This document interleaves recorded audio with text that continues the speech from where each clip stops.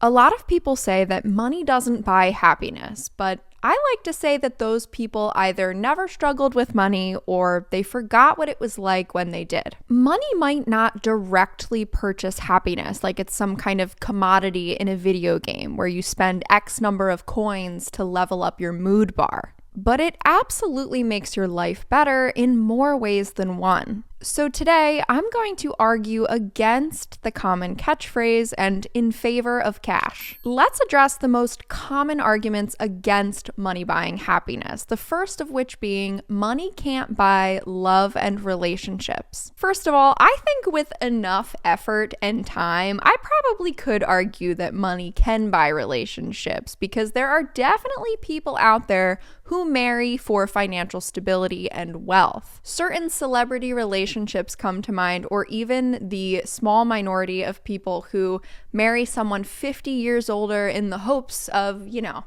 landing in the will. But admittedly, that is not the norm by any means, so putting those unique circumstances aside, we have to dig a little deeper. There is a lot of research to say that happiness is absolutely related to the quality of relationships that we have with others, not just our romantic partners, but our friends as well. In fact, according to a Harvard study, one of the longest studies on adult life, quote, "Those who kept warm relationships got to live longer and happier, and the loners often died earlier. Loneliness kills. It's as powerful as smoking or alcoholism." But if you're looking for healthy relationships, financial stability can actually help you find them and maintain them. Let's take a look at Maslow's hierarchy of needs, which says that humans need a certain number of essential conditions to be met before they can move on to less essential things like wants. The base of the pyramid represents our most basic needs: food, water, and shelter. After those needs are met, we move up the pyramid to safety, and then we move into belonging, relationships, and love. So first of all, according to this idea, our most basic survival needs come before relationships, which at first glance seems pretty self-explanatory. But what else do you notice about this? Because I notice that all of these things, food, water, and shelter,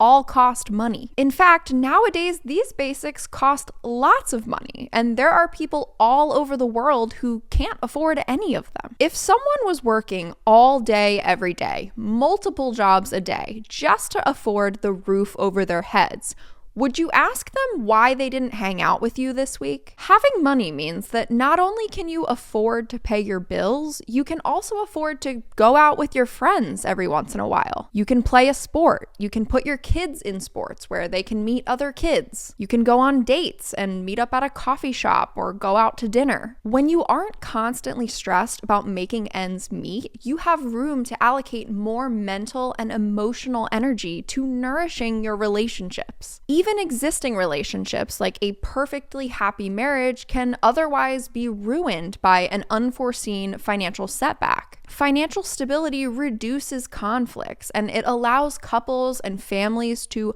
bond and connect and support their relationships in other ways. So I agree. In most circumstances and in the most direct sense, money cannot buy relationships, no. But what it can do is buy you the circumstances to form and maintain really, really healthy ones. The next big point for money not buying happiness is usually something like, material things don't bring long-term fulfillment. And to that, I'd first like to say, who said money has to buy material things? One of the best things money can buy, in my opinion, is experiences. Having money means that you can afford to take a vacation and explore somewhere totally new. It gives you the freedom to pursue passions, try a new hobby, visit a place you've always wanted to go, and purchase experiences that enrich your life and give you memories that'll last a lifetime. But I'll bite. If you really want to focus on material things, does healthcare count? Prescription drugs? an MRI if you hurt your back? In the good old US of A, we have the most expensive healthcare system in the world, and we pay for it. If you hurt your back and you need an MRI to check you out for a slipped disc, that can quite literally cost you thousands of dollars,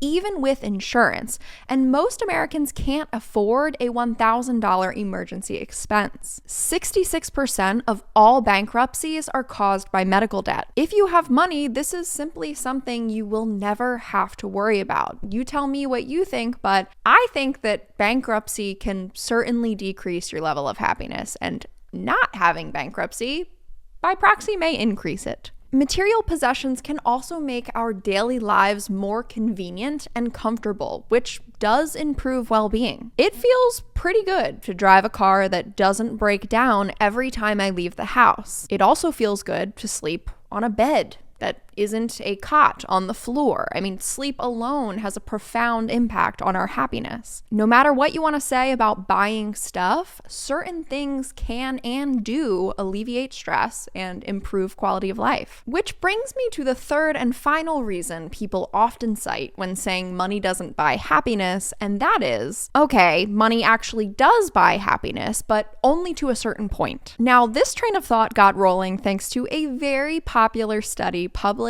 in 2010, which found that happiness does increase with income, but only to a certain point. There was no further progress in happiness after making around $75,000 a year, or around $110,000 in today's dollars. The authors theorized that happiness plateaus because meeting your basic needs is really hard at lower income levels, and those daily challenges make it harder to be happy. Basically, what we talked about earlier with Maslow's hierarchy of needs. Lack of money is associated with stress, poor health, lack of free time, and increased emotional pain. But once people make enough money to move beyond their basic needs, and they can afford healthcare, they have a car, they can travel, they can take time off from work, and they can even save and invest for a safety net, making more money, according to that study, didn't move the happiness needle any further. Well, that's what they thought at the time, but that theory just didn't hold up. In 2021, a new study came out. This time they used a real-time sampling method where 34,000 people were asked several times a day via their smartphones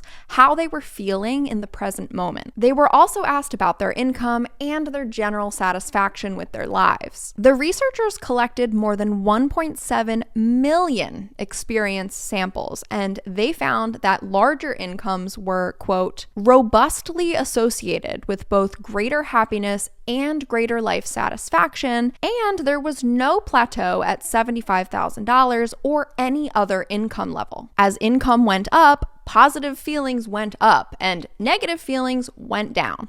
Period. So we had these two major studies that contradicted each other. Great. What did we do for science? Well, basically the best case scenario. These two dudes in 2023 smashed their heads together and compared both of their data sets to come to a final conclusion. After re-examining all of the data together, the authors collaboratively concluded that more income is associated with more happiness for mostly everyone, but not everyone. For the majority of people, happiness continues to rise even at income levels above that $75,000 threshold. But for the very unhappy minority, happiness does have diminishing returns after making around $100,000 a year. To summarize, the author said, quote, "If you're rich and miserable, more money won't help. But for the happiest group, the association actually accelerates above $100,000. So in the end, whether or not you think money buys happiness probably depends on how much money you have and how happy you are. Let me know in the comments. Do you think money buys happiness? Did your life improve with or without money? And what does happiness mean to you? Don't forget to subscribe and hit the like button. And as always, I'll see you in the next one.